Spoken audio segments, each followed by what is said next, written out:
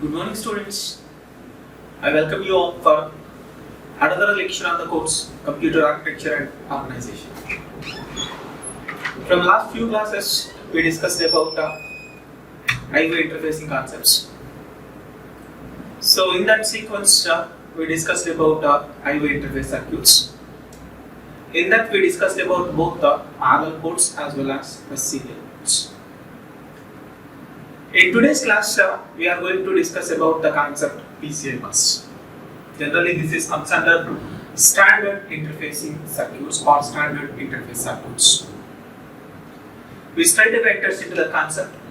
So, if I want to connect an I/O device to the computer system, no doubt, in between an I/O device and a computer system, we must need an interface circuit. So, I/O device is connected to a computer using an interface circuit.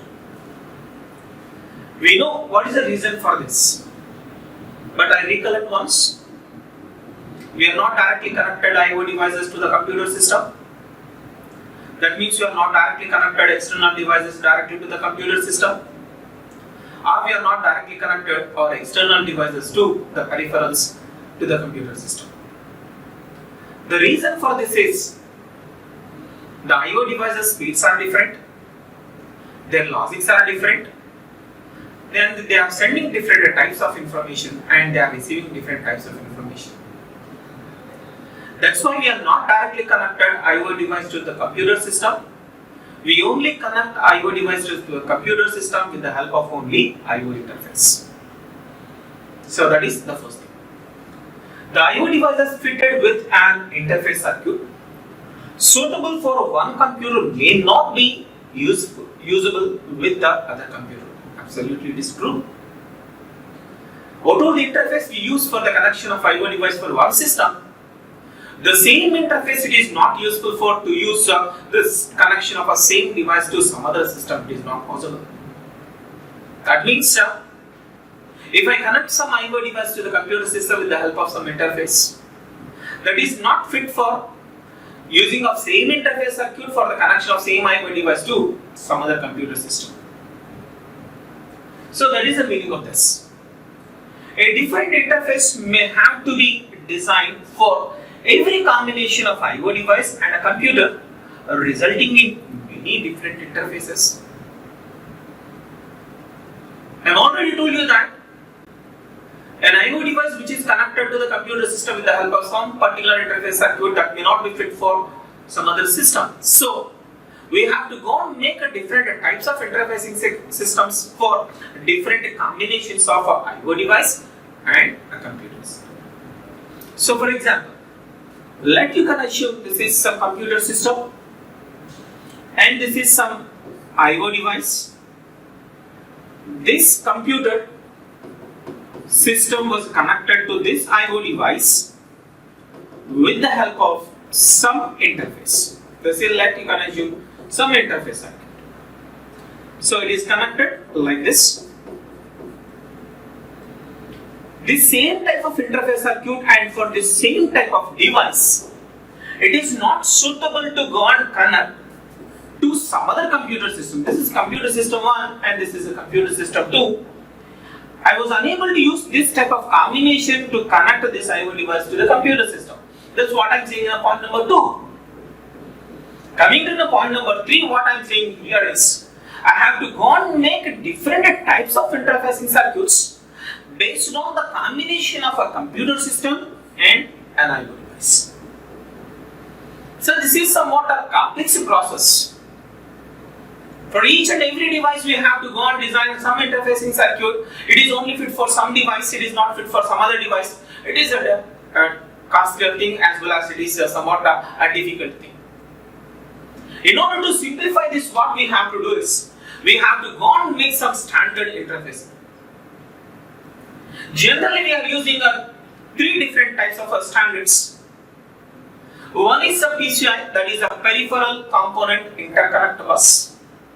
And second one is SCSI, means a small computer system interface bus.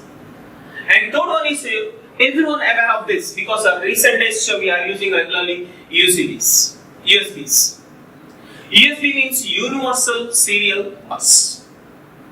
So we have a different bus standards. With the help of that, we can go and connect our IO devices to the computer system. So in that process, the first one is a PCI bus. In today's class, I was mostly focusing on this PCI, Peripheral Component Interconnect Bus. With the help of this PCI bus, how I can provide a communication between a computer system and an IO device. And you have to remember, friends, generally this PCI bus is an expansion bus or an IO bus. That you have to remember. That means with the help of this PCI bus or with the help of this expansion bus, I am going to connect my IO devices to the computer system. So that is an important thing here. Let I start a PCI concept. So what a PCI bus is? PCI bus was developed as a low-cost bus, and it is a truly processor independent.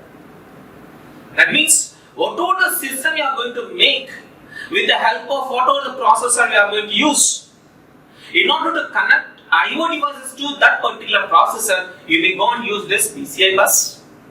Because here our PCI bus is purely a processor independent bus.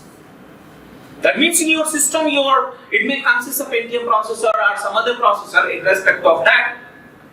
If I use a PCI bus in that system, with the help of the PCI bus, I can go and connect my IO devices.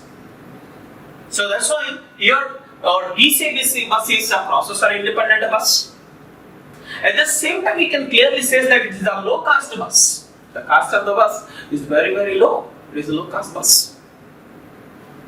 And the second point, an important feature of this PCI bus is PA or PNP or PAP. That means plug and play capability.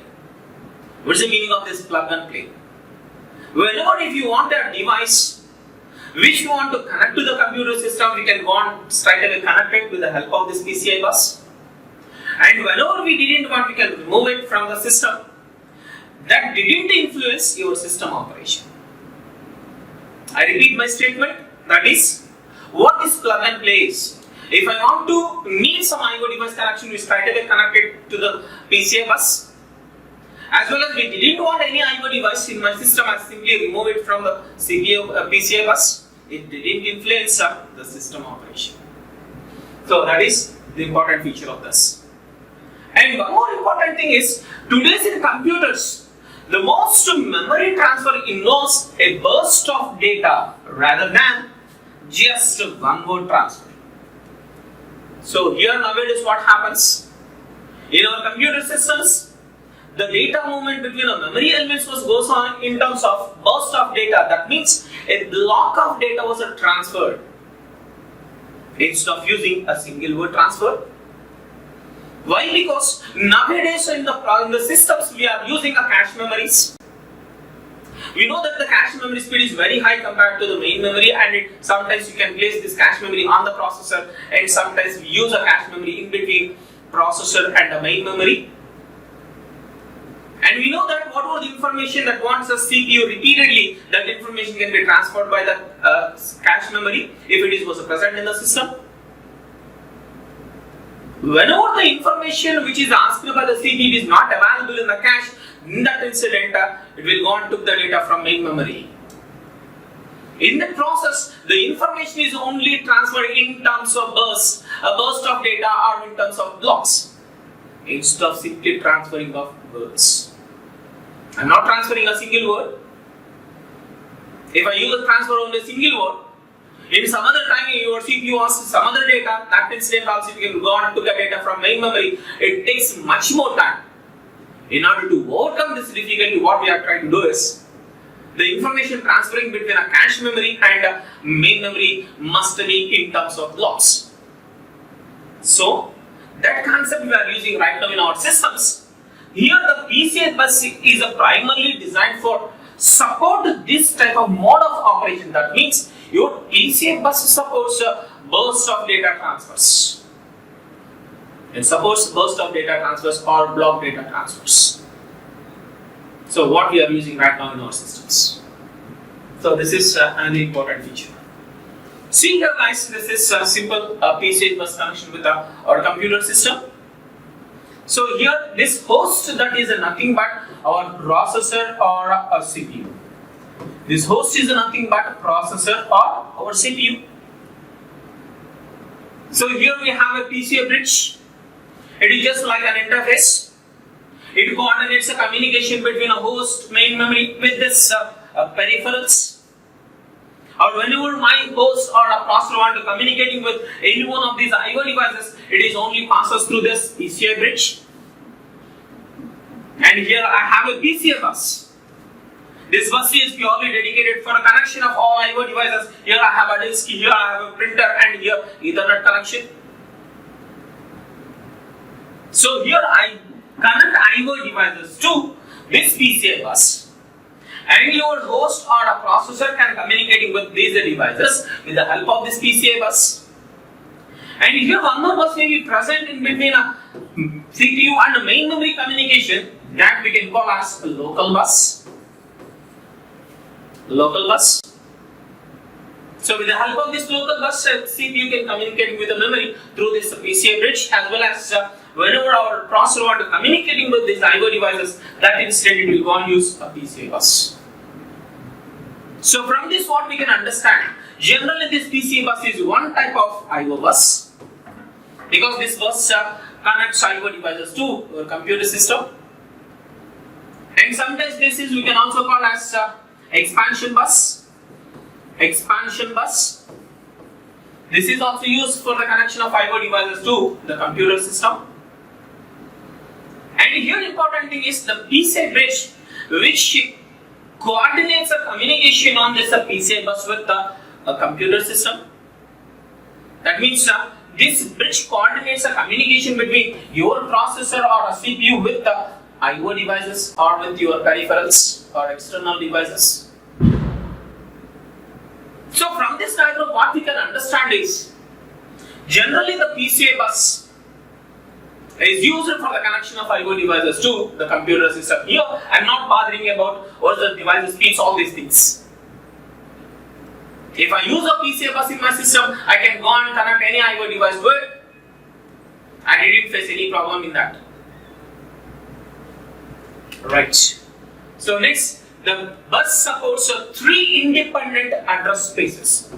That means your PCI bus supports 3 independent address spaces. One address space was dedicated for memory, and another address space was dedicated for I/O, and another one is for configuration. This configuration we can also call as arbitration. So here your PCI bus supports 3 independent address spaces. In that, one is a memory address space, and second one is I/O address space, and third one is configuration address space. Now, a master is called as initiator in PCI, as well as here the addressed device is called as a target. In PCI bus terminology, the device who initiate a data transfer, that device we can call as initiator. That is, we can also call as a master, but here it is called as an initiator. Once you are using a master and another device who responds for the master commands, that is called as a slave. But coming to the PCI bus, here the master we can call here is as an initiator, and a slave we can call as target. So instead of using master and slave notations, in PCI bus we use initiator and target. So what initiator is? Generally master is called an initiator. That means a device who initiated data transfer, which is called as an initiator, and the device which was addressed device was treated as a target. So that is important notation you have to remember in this PCI. And master maintains the address information on the bus. Here master is nothing but our initiator. Initiator maintains the address information on the bus. Whenever a master or an initiator want to communicating with any particular target or with a slave, what a master or an initiator can do is it has to generate an address of the corresponding slave or a target. So whatever the address it will generate, that address is placed on address bus. But here important thing is that address you are not maintained continuously till the completion of operation. The reason for this is, if you are using the same address line set to carry an address information till the completion of operation, we generate address only at the beginning of the operation. We need not be transferring address at every occasion. Whenever if you want to transfer an address, that is happened only in a first time incident. Once an initiator want to communicate with any target, first it will generate an address, later whatever it want to do, it will do by sending of a commands. So that you need not be keep address bus maintains as it is an address which is issued by the initiator or a master till the completion of operation. So to clarify that, we can go for the next point. The address is needed on the bus for only one clock cycle only, freeing the address lines to be used for sending of a data in subsequent clock cycles. That means I can go and use the same address lines for some other purpose from second clock cycle onwards. If I use an address bus continuously till the end of operation, there is no need of using of address lines continuously. They are carrying an address till the completion of operation. I must generate only the address of a corresponding a target or a slave at the beginning of operation. That incident, the lines must carry an address. Later onwards, there is no use of those lines. That's why here what I try to do is, I can go and use the same lines for some other purpose. Here the purpose is transferring of a data. That means the same lines I am going to use as a data lines from second clock cycle onwards or clock cycle number 2 onwards. Here that's what I am saying.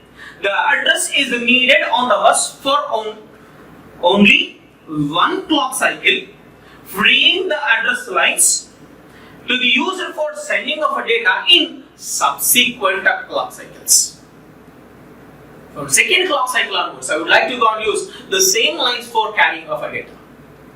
Due to that, the complexity of the system is reduces. Instead of using a separate address lines and separate data lines, the cost of the system is increases. Instead of that, what here I am going to do is, out of the address lines I have used to carry an address, the same lines I can go and use to carry a data in some other time instant. So that here what I can say is that as a conclusion, I use a time division multiplexer lines to carry an address as well as a data.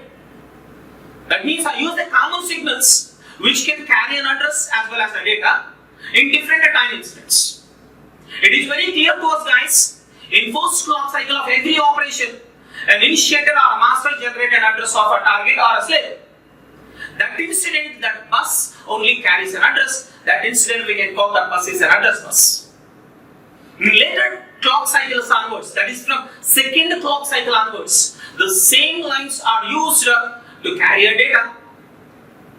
So here the common lines are time division multiplexer lines. That means in one time incident they carry one information, in some other time incident they carry a data information. Due to that, the complexity of the system is reduces as well as the cost of the system is reduces. That is a beautiful advantage we are getting from this. Next we can go and see what are the different signals are exist in this PCI bus. So a data transfer signals on PCI bus. That means what are the different signals?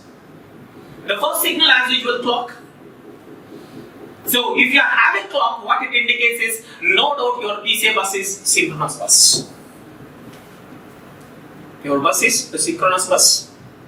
Because what are the events we are going to perform on your bus? Those events must be follow a reference signal which is a clock. So that here in my PCI bus I have a signal is a clock. So no doubt my PCI bus is a synchronous bus. And what is the operating frequency of that clock? The operating frequency of clock is either 33 MHz or it may be 66 MHz. I have a different operating clock frequencies. One is a 33 MHz and second one is 66 MHz. If my clock is 66 MHz, no doubt the operation is going on bus is at faster rate compared to the bus operating frequency is at 33 MHz.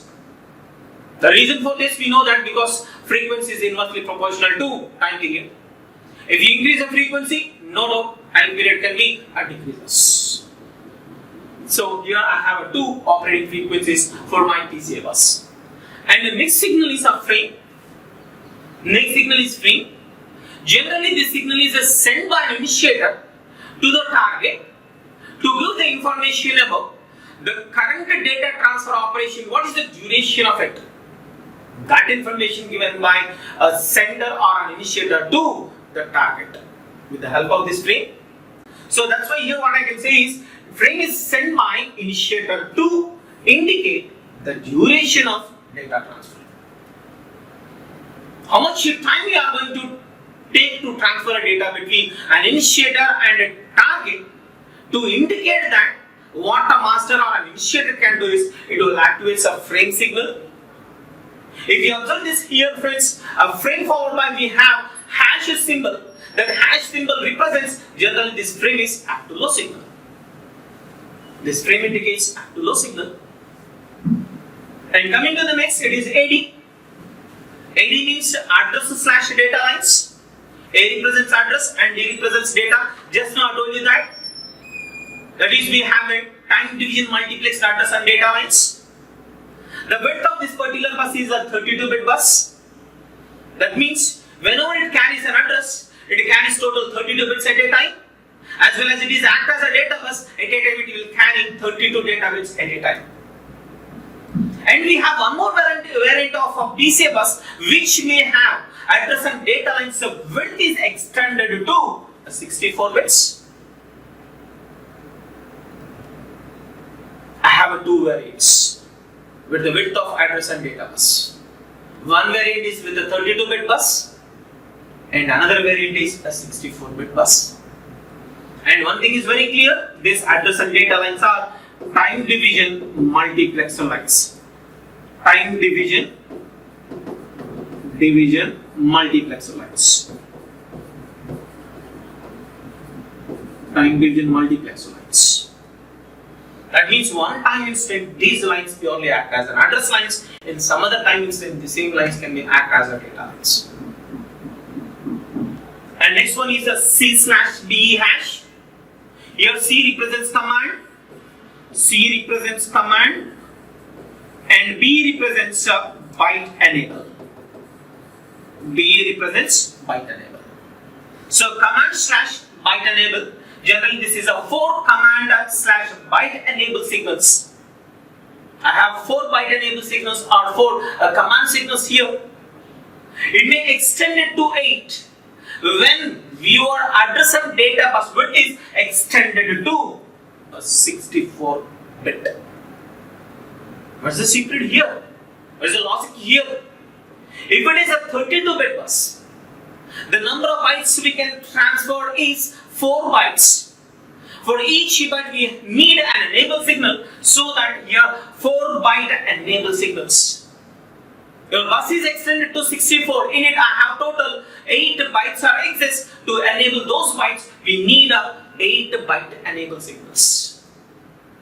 So here C/BE hash, that is 4 command / byte enable signals. It is for 8 for the bus width is extended to a 64-bit.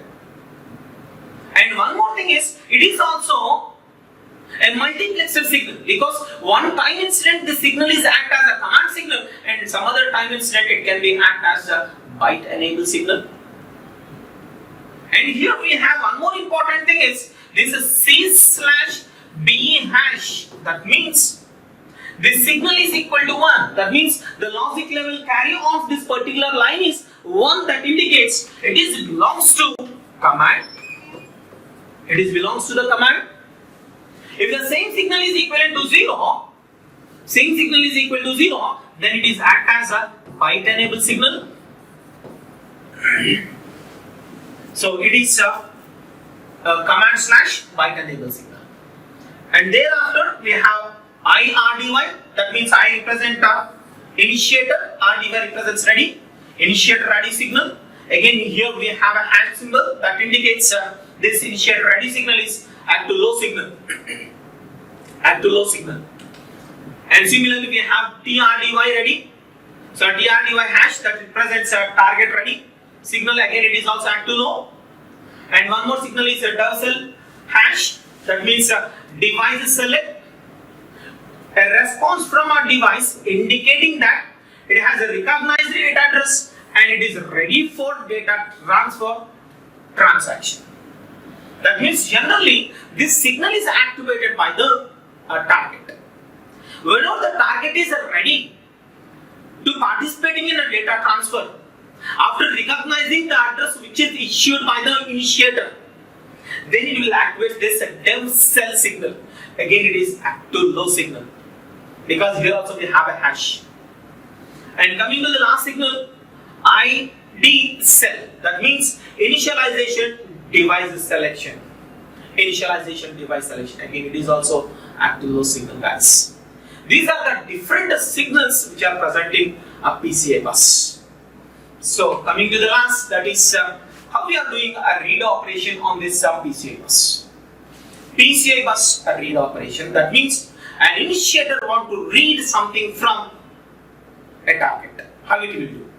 So already we know that our PCI bus is synchronous bus, that's why the initial signal is a clock. And here our operations are done with respect to the rising edge of the clock signal. That means an event starts at rising edge of the clock signal. That means these are positive edge triggered signals. So that here you have to remember. So first it will send a frame signal. I already told you that the frame signal indicates the duration of data transaction. And here important thing is this frame signal becomes inactive last but one data transaction. In a last but one data transaction, this frame signal becomes inactive. For example, here my aim is I am going to read 4 bytes from my target. So that's why here if you are observing or not, so from this last 2 bytes accessing, my frame signal goes to inactive, because the logic level present on this frame signal is changing from low to high, because here your frame signal is to low signal. So from a last but one data byte data transfer, this particular frame signal goes to inactive. Fine. And in the first clock cycle, every time we know that in the first clock cycle itself, an initiator transfer an address of a target. Later that address can be recognized by the target, for that it takes certain amount of time. So that's why here we are getting some idle state time period. Later that, based on the command what is issued by the initiator, it will read the data from it byte after byte. That's why here byte 1, byte 2, byte 3 and byte 4. I'm going to read a 4 bytes continuously. And the next signal is a C/BE hash. So if I send a command, when I am sending a command, if I send an address, that same instant I send a command which is a read command, because here my operation is a read. So that here I issue a read command. So that's why in a second clock cycle onwards, this C/BE hash becoming as byte enabled signals to access a byte 1, byte 2, byte 3 and then byte 4. To access a 4 bytes, this signal changes logic level or changes the mode of operation from command to byte enable mode. And next, initiator ready, absolutely. Once it is issuing an address and it is issuing a command signal, it is ready to accept the data from a target, so that it will activate in the second clock cycle onwards. In the second clock cycle onwards, your initiator ready signal was active, it is ready to accept the data. But coming to target ready, target is ready only when after receiving an address from an initiator, it decode that address. Later it will identify that that address belongs to me or not. It is belongs to it, then it is ready to participating in a data transfer. That's why this target is ready after second clock cycle onwards. Because in the first clock cycle we are sending an address to decode and do everything. It takes one more clock cycle. That's why here we are getting wait state period. Later that if the generated address belongs to so and so a target, it is ready to participating in a data transfer. That's why it will activate its signal in a second clock cycle. And the last signal is device select. So it is also issued by your this signal is also issued by the target. So in the process of decoding of the address which is issued by initiator.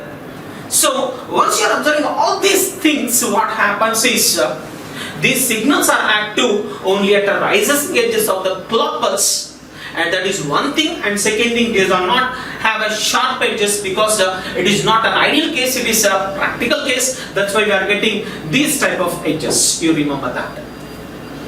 So this way how we are transfer data over PCI bus from a target to an initiator.